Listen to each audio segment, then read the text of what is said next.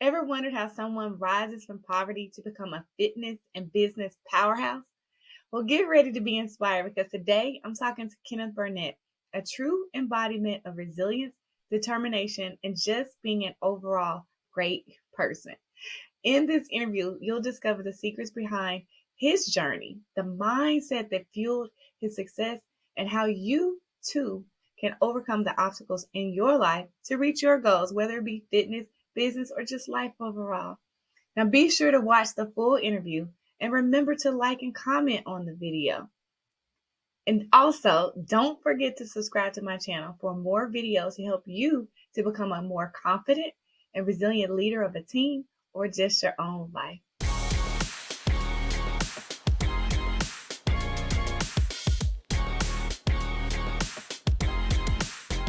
Hey everybody, I'm back with another episode of So What Success Stories. And today I am talking to my friend Kenneth Burnett. Kenneth Burnett is the owner of a HOTWORX studio here in Collierville, Tennessee.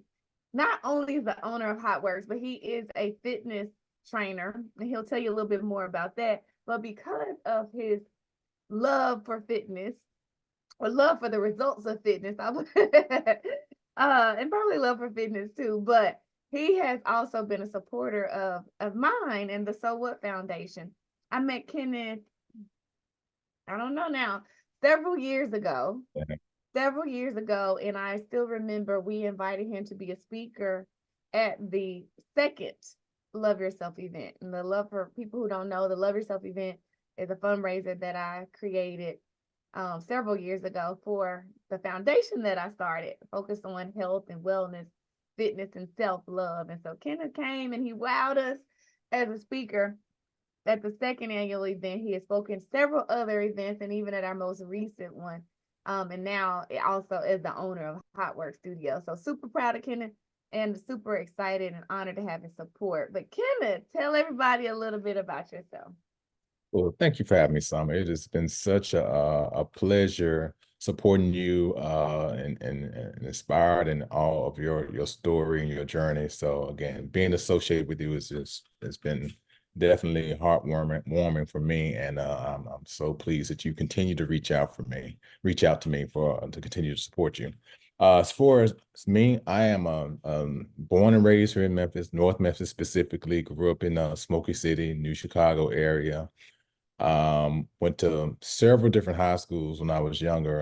My mom married my dad when I guess about 3 or 4 years old. And so he joined the military and went off to Texas. And so mom took me off to Texas with her one year. And I guess I hated it so bad, she sent me back to stay with my grandma. And so and then I went back there and came back. So my elementary years were, talking about resilience. I mean, I went to probably 5 or 6 different elementary schools. I didn't get settled until went to Spring Hill in my 5th grade year, and then went to Tresvant after that. And so I'm a proud Mighty Bear. Spent my entire time there, junior high, senior high, at Tresvant High School. Um, and graduated from eventually, and again, we'll talk about that later again, about again how life throws you curveballs. I was voted most likely to succeed at Tresvant High School, and so I was too in my high school. and so eventually got my bachelor's degree from UT Martin, and then got my MBA from CBU. So I took a real circuitous route to my education, and like I said, we'll talk about that as we get through the interview in terms of what I overcame to get to where I am right now. And it was not an easy journey, but it was one that was necessary. And so, former Marine, went to the Marine Corps, veteran of Operation Desert Storm, did that. And I am a lifelong computer science guy. Once I realized in the 7th grade that you can make money programming computers, I decided that's what I wanted to do. And so I did that for many, many years, until recently, until I, got the fitness bug, which is kind of how I'm got into personal training and owning a couple of HOTWORX franchises. So that's me in a nutshell. Married, 2 kids, One kid is at Cornell University. My son and my daughter, she's at Mississippi State University. So pretty busy around here. I love it. And I've been loving following the journey and watching the kids grow up and go out to colleges. It's just amazing. So yeah, I'm honored to be connected to you too. I really, really am. Let's get into this story. Yeah, Look, let's go. it's cool to know that you were voted most likely to succeed in spite of some challenges too, Right. right? So it was really cool when I got it too. I was like, thanks for seeing me. Right. Thanks for seeing me. All right. So in this program, I have what I call the So What Success System. It is my belief that anyone, absolutely anyone, can be successful if they can learn how to overcome obstacles, eliminate excuses, and calculate choices. And then they can have so much success. And that is success in spite of anything that happens in life. And Kenneth, you are a success man. You have proven that you can be successful in spite of challenges. So now let's talk about some of those challenges. First, tell us about some of the obstacles you had to overcome to get to where you are today and just how you did it. Yeah, so I would say the first thing that I had to overcome was, again, growing up in poverty. I mean, I didn't know I was poor. I guess everybody around me had the same. I thought it was normal to get lunches in the park in the summertime. I thought all the kids did. That was just a perk.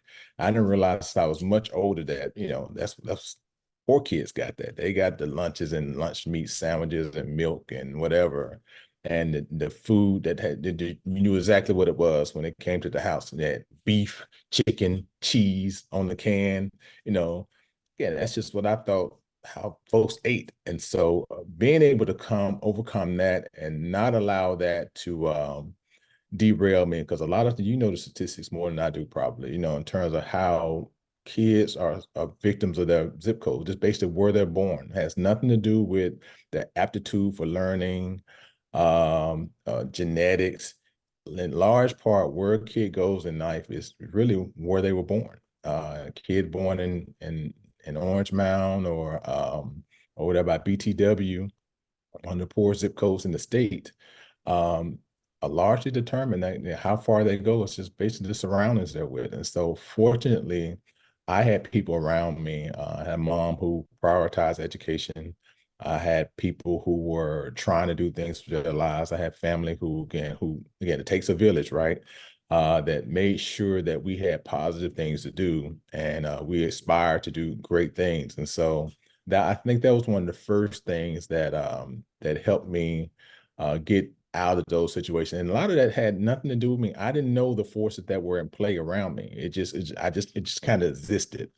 And once I recognized that, okay, I could do some things. And I told you about how I like computers and stuff like that. I didn't have any real direction in high school. Again, as much as I love Treasure High School, they didn't have the best guidance counselors and all the kind of stuff like other schools may have. So it's just here are some options and go for it. And so my first school that I chose to go to, I had scholarships to Grambling, Union University, University of Memphis. But again, being a poor kid, I was motivated by money. And that's one of the first lessons I would share with people. It's like, you got to find your compass. You got to figure out what drives you, what motivates you, and are those things the right things? And so I was driven by money. Being a poor kid, this school was like, hey, you come to us, we'll help you get a job. It's like it was a school in Michigan called General Motors Institute. Nobody's heard of it. It's called Kettering University now, but their premise was you go to school 6 months, then you go work 6 months for internships. Then you go to school 6 months, and you go work for 6 months. And so the theory was once you graduated, you have 2.5 years experience plus your degree. And so I'm like, cool, a job, that's what I need. I need money right now. I don't want to wait. But what I didn't realize was this school was it was an accelerated program. And so for a kid and coming up, school came easy to me. So I didn't study. I rarely took books It was home one because of those. I was one of those, like, I knew that I knew the material. I could pass the class without really trying, and that caught up with me. And so that first year, that first semester at school, your boy ended up on academic probation. And so that sent me home like in a tailspin. My mom was like, dude, I'm not paying for you to go up here and just play around. And so that was the first thing, that was my first real challenge in life. Trying to, again, like I shared with you, being voted most likely to succeed. How am I going to go to this school and get sent home on academic probation? Imagine the gut punt and the hit to your psyche of having to deal with that. And so again, so the next semester I go back and it didn't get much better. And so after 1 year being up there, I got sent home. That was it. They were like, you can't come back. And so devastated. I mean, I'm just like, how did I end up in this spot? Here I am. I think I graduated 13th in my school, and it was like 300 some kids in the class. And so how did a kid who graduated 13th in their class end up home, sent home from school? And so I had to sit down and reevaluate what I was going to do. So I ended up going to Southwest. It wasn't Southwest, it was State Tech back then. So I ended up going to State Tech. I said, I'm just going to get my computer science degree and be done with it, right? And then I was going to go to University of Memphis and go from there. That was the plan. It didn't work out that way because I got called up for Desert Storm in the middle of my time at State Tech. And so here I am again. I ended up in the Marine Corps strictly by accident. I had no idea what the Marine Corps was about. I had no desire to join the military, but I took the ASVAB test just to get out of class. You know, I was like, okay, I go take. I love taking tests, so I said I go take the test. Well, I bust the test wide open, and everybody was calling me, the Marine, the Navy, the Army. Now my dad was career Army, so I knew what the Army was about, and I knew I didn't want any parts of it. And the Navy came. I'm like, these guys wear bell bottoms. I'm not going to the Navy, you know. That's And so the Marine Corps guy came and he was like, man, you don't have to go full time. You can go part time. You know, we'll pay you $250 in the summertime and in the weekends. And then the summertime, you get a couple $1,000s in the summertime. And it's just 2 days a month. Again, driven by money, right? Poor kid, kind of out of options. And so I thought, all right, I'll do that. So my mom was not having it. She was like, no, you're too smart to go to the military. You should do more with your life. I was like, it's just part-time. So ended up in the Marine Corps. And had I known what the Marine Corps was about, I never would have joined. I'm just gonna be honest with you. Okay, okay. I had zero discipline. I couldn't run. I couldn't swim. I didn't know how to shoot a rifle. I was like, what did I get myself signed up for? And again, another one of those lessons where it's like sometimes the biggest blessings happen to you just out of nowhere. I needed that. I needed that discipline because I didn't have it. I didn't have it, and it taught me things that still drive me today in terms of believing in yourself, what you can do in spite of your doubts and your fears, and persevering. And so that's another one of those things that, again, the Lord was looking out for me. Said, this dude here has no clue what he's doing. Let me just put something in his life to get him on the right track. And so those are some of the things that initially, when you talk about obstacles, again, you know, being woken up at 4 in the morning in boot camp, they're like, okay, it's time for you to go running. I'm like, what do you mean running? I don't know how to run. I hate running. Only time I ran was the PE test, the physical fitness test in PE. That was the only time I ever ran. And so now they're talking, you got to run 2 miles and all this other stuff. I'm like, I'm not ready for this. And so being able to understand that the limitations we put on ourselves are sometimes just because we don't have imagination, we don't have intestinal fortitude. It's not because we can't do it. It's just because no one has instilled that in us and made us understand that we are more powerful than we understand, that we believe that we are. And so having people or having a military organization put that in you and let you know that you are way more powerful than you give yourself credit for has definitely been one of the best lessons I've ever had in my life. Wow. And you know what? Along my journey, I was kind of like your mom, like, you're too smart to go to the military. And that was my own ignorance, really. Mhm. I remember thinking about that way, even when I was in high school. And then as a mom, because I remember when my son said he wanted to go to the Marine. And I was like, scared for you. And my dad, he was in Desert Storm, actually. Mhm. So he's a military man. But then as I got my own wisdom and learning, I saw what you just said and how so many people need what is offered in terms of all those things that you said, the discipline and motivation, and just bottom line seeing that you can do more. You can Right. do more, period. So, and you know what, we're gonna do this with this interview and continue to show people they can do more by sharing your story. Thank you for sharing it. I didn't know. Look, I've been knowing all these years, I didn't know any of that. Okay, so those were some obstacles, some initial obstacles that you've overcome, and really powerful story and shaping who you are, and even seeing how you now are a fitness man, right? So talk about the next part of the So What success system is excuses, eliminating excuses. So talk about some of the excuses you had to eliminate. Yeah, absolutely. Again, like I said, and when I was like just following up from the boot camp things, like I had every excuse in the book. Like I had taken swimming lessons over at Ed Rice Community Center, almost drowned like 2 or 3 times. And so I'm like, this isn't for me. I can't do these things. And at some point in time, you just run out of reasons to say why you can't do something. Sometimes you just have to get sick and tired of being where you are and realizing that there's another way. And that's kind of where that's how my fitness came about. Yeah. I remember I was like 41. I think I turned 41 years old. And I was in the bathroom mirror, walking by the mirror after shower, whatever. You know, you're in there and you pose, you know, sucking your stomach in.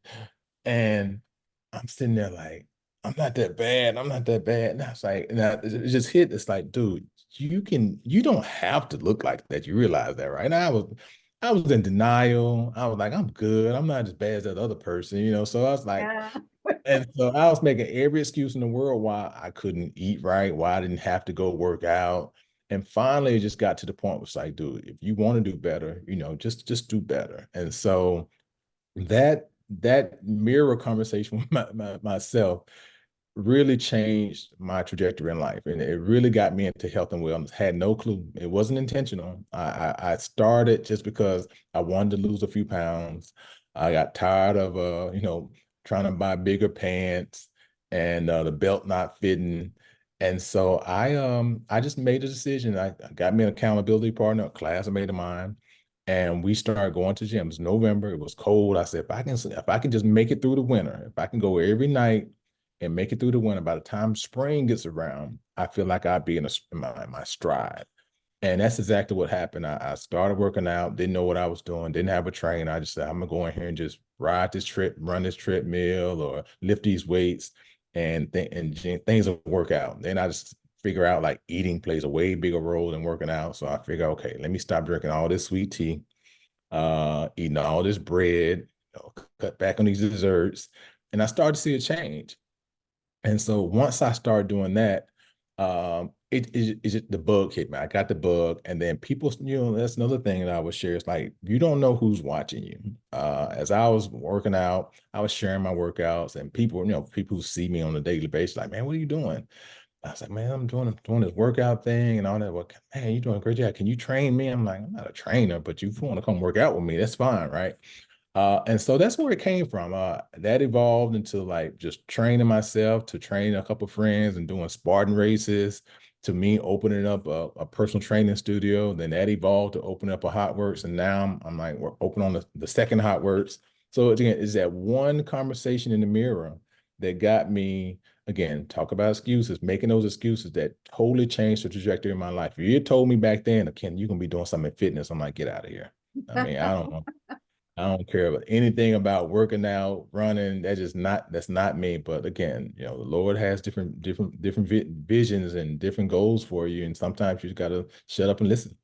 That's powerful, because I think all of us have had that conversation, at least the first part of the conversation. Mhm, We're like, mhm. it's okay. I'm better than such and Right. such. So that makes it Exactly. okay. Hmm.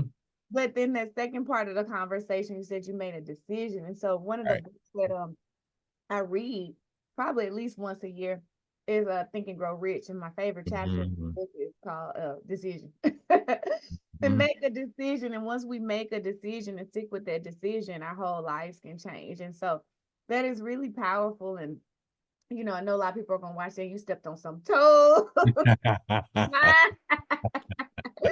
Included, but that's good. And so because I've only known you as a fitness person, it's really cool to know that was the start of your journey and that you started, you know, a little bit later than I imagined. I thought you always been at this place.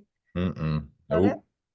that's encouraging for me even because I'm at a, you know, mid-40s place and things are changing. I gotta work a little bit Oh, harder too. trust me, it hits everybody. It hits everybody. Well, that's cool. That's really, really cool that, you know, you shared that story and how you had to eliminate that excuse. And Hmm. that's an excuse all of us can eliminate. All Right. of us can and probably should, Yeah. to whatever degree. Well, okay, the second part or the final part of the SOA success system is calculating choices. And so talk about some of the calculated choices that you've made. You shared a few, maybe share a little bit more about those and share some other calculated choices that you've made. So one of the things that I did was, again, you mentioned briefly that I worked for Alsac St. Jude. I worked there 18 years. One of some of the best 18 years of my life, if I'm honest. I probably never be able to find a better mission in life. Man, what's better than helping sick kids, right? And so I worked there for 18 years, but I always knew it was going to be a point in time where I wanted to do more. I mean, I've always been an entrepreneur at heart, but I made a promise when I moved. I used to live in Arizona. When I moved back home for kids and family. And so I said I didn't want my kids to grow up like I did, jump from school to school to school. So I made a conscious decision, say I'm going to be still. I don't want a job that requires me to travel because I didn't want to miss any first dates, first walk, first words, first dance, first baseball game, or soccer game, or whatever. I wanted to be present, and that was intentional. So I didn't, Alsac afforded me the opportunity to be still, to be in their lives whenever I needed to be. And that was important to me. Now, I missed out on a lot of things. If I had, moved and, chased a dollar like I did when I was younger, probably could have been way further along in my career, but it was an intentional decision to be still and be present in my kids' lives. That was very important to me. But it came a time where I had to make a decision on, because at that time I had already opened up my personal training business, and then I had my first studio, and I have licenses for 3 more studios. So I knew at some point in time I wasn't going to be able to juggle all those things and do them all well.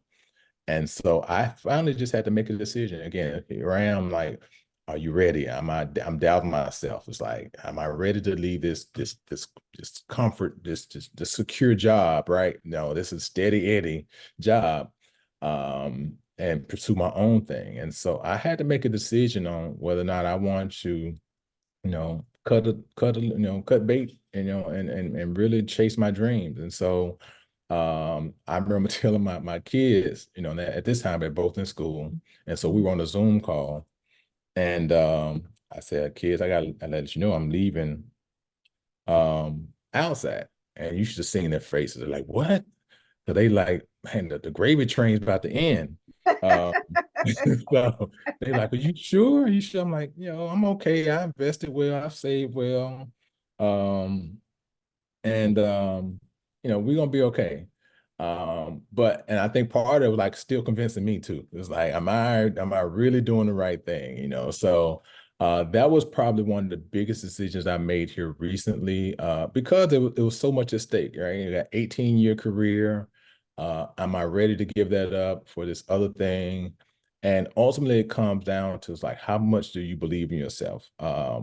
What's more important to you, doing 20, 25 years at Alsat? I mean, I know I could have stuck it out another 5, 10 years if I had to, but then you're forced to deal with that regret. What's the opportunity cost? It's like, had I stayed around there, and then those next 5 years, I'm like, man, had I done this 5 years ago, I could have been so further along. And so that's one of the biggest things I would share with people. And I know we got to talk about advice and some other things. It's like, if you feel passionate about something, or you feel like you're in somewhere and you're just marking time, I ain't telling you how to live your life, but I know at the end of, when I talk to people, older people, or I read books, it's never about the things that you did. It's the things that you didn't do. It's the chances that you didn't take, that you more regret. You tend to regret. It's like, had I chased my dream here, or had I done this, or had I made this move, or had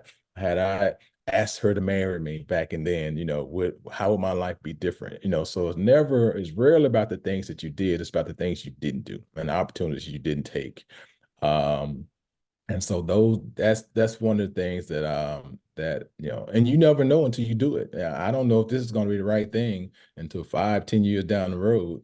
But at the end of the day, whether it goes left or right, I took a chance, and that's what matters most. And I'm doing something that's fulfilling to me. And I think that's the most important thing about whatever you're doing. If it's not fulfilling, if it's not giving you passion, sometimes you got to do some of the things jobs to keep the lights on and provide for the family, and it sucks, but it's just what you got to do for at that particular time. But over time, once because everything had this role, everything had this season, and so once you get to a point where it's like, I'm not being fulfilled, and you feel like there's a burning desire to do something else, I would tell people, like, take a minute to sit down, get a quiet place to go away for a while, and just really evaluate in terms of, like, is this what I want to do? Because as far as I know, you only get one time around in this life. And you don't know how much time you You have. don't know. You just don't know. And so it's like, listen, sitting around here with regret, or like, apprehensive about, I don't know. I mean, if you were smart enough to get to where you are in your life, what makes you think if you veer off and do something different, you're not going to be smart enough to achieve and do what you want to do there? And so again, it's about giving yourself credit, having a little faith, doing some planning. I mean, there's no substitute for planning. I mean, I don't care how passionate you are about something, you better plan for it. And it better be something that you really want to do, because there's going to be some days where it sucks. It's like, I didn't know I really wanted to do this thing. And now I have to go and work in my studio because my general manager's on vacation. So I'm late. So I need to go work. But if it's something that I didn't want to do, I would be dreading this. I don't care how much money you make, what's going on. If it's something that you really hate doing, I tell people, don't do things just because it makes money or it looks good. You better do something that you really like doing, because a lot of 9 times out of 10, you're going to be knee deep in it, and you better love it, because there's going to be plenty of aspects of the job that you really don't like. So I can relate to that because as you're talking, I can feel every moment of it in when I made that decision. Now it's been almost 11 years ago that mhm, I left what you call it, Steady Eddie. I left Steady mhm, Eddie, said it. mhm, And I had a great job. I loved it, similar to you, and like I really enjoyed what I did. right. But I found my purpose and the passion, and I made that scary choice. And so yeah, everything that you just said, I'm like, uh-huh. Yep. But yes, I think you just spoke to a lot of people who want to do it, who want to take that Mhm, step and make a change and do their thing. And knowing, just like you said, it can be scary. But you can make mhm. plans, you can pray about it, do what you Absolutely. do, you can do what you want to do. But believe that you can. I love it. I love it. That was a big choice. That was a big Yep. choice. Absolutely. Choice. All right. So you know how to overcome obstacles, eliminate excuses, and calculate choices. You are definitely a success man. And I appreciate you sharing every bit of that journey. But Kenneth, what is your personal definition of success? What does success mean to you? For me, is, am I fulfilled in what I'm doing? There were a ton of things I could have done to make a dollar, right? Like I mentioned before, but do I feel fulfilled in what I'm doing? And that's where I am right now. I've chased money when I was younger, trying to be, chase prestige and wanted the title. None of those things fulfilled me. I remember specifically the day I was making, I made $1,000 a month. I did all my math and I calculated up. I'm like, I'm making $1,000 a month, y'all. I was like, I am rich, you know. And because, again, you grow, right, you grow up and all that kind of stuff. And so um and now you fast forward many years later, and I make way more than $1,000 a month, but I can't say I'm that much more happy. Again, so it's not about the money. And again, I bought stuff and shoes and all that. One thing I've learned is that it's not the stuff that completes you. Like, you buy your first house or your first new car and you're all excited about it, but then after a couple months, it's just a bill. It's like, I got a bill. I'm supposed to want that money now. It's like, so But when I go on trips or vacations or go to events with people, those are the things that appreciate over time. Everything else, you buy, you get, it depreciates. But experiences, those are the things that get better over time. I remember going on vacation, and you know how sometimes you go on vacation, everything seems to go wrong. They lose your luggage, the plane's late, it rains the first day, and by the time the second or third day comes around the vacation, everything's kind of smoothing out and you come home.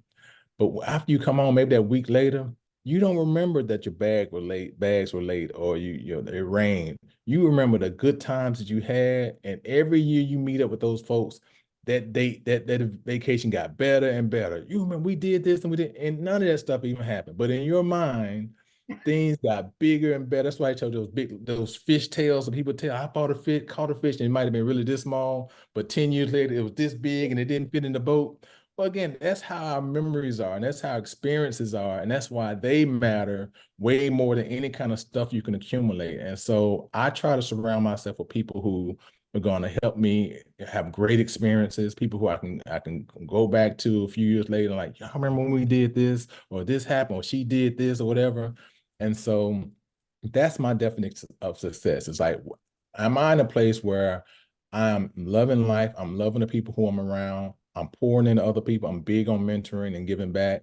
So that's what drives me today. It's certainly not about the money I make. It's certainly not about the job titles and the accolades and all that. Am I around good people? Am I a good person? Am I pouring to people? Do people look at me as like, that's a kind of guy who I like to be around?